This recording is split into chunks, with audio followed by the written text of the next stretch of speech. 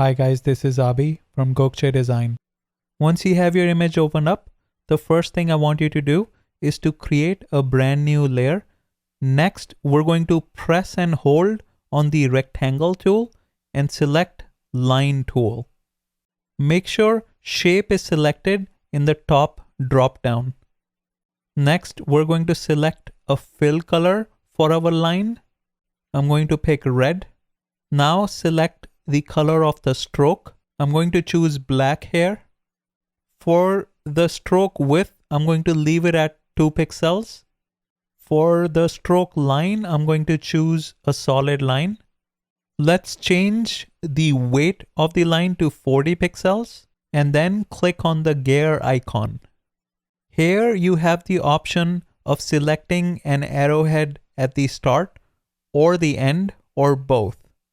You can also enter the values for the width, length, and the concavity for the arrowheads. Now we are ready to draw the arrow.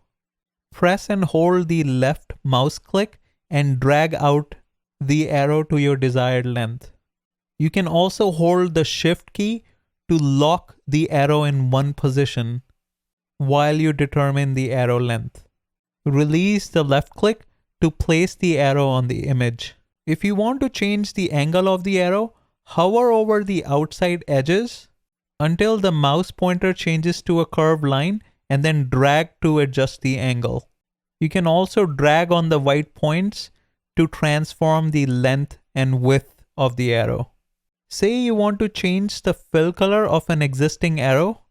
The way you will do that is by clicking on the arrow layer, followed by clicking on the fill in the menu bar and selecting a different color. Finally, let's look at one more scenario where the arrow is coming out of the sun and then it gradually curves and points towards my deer. The way you do that is by clicking on Edit and then selecting Warp from the Transform menu. Now you can drag the blue dots inwards or outwards depending on the curved look you're going for. And that should do it. Make sure you like, subscribe, and turn on the notification bell. Until next time.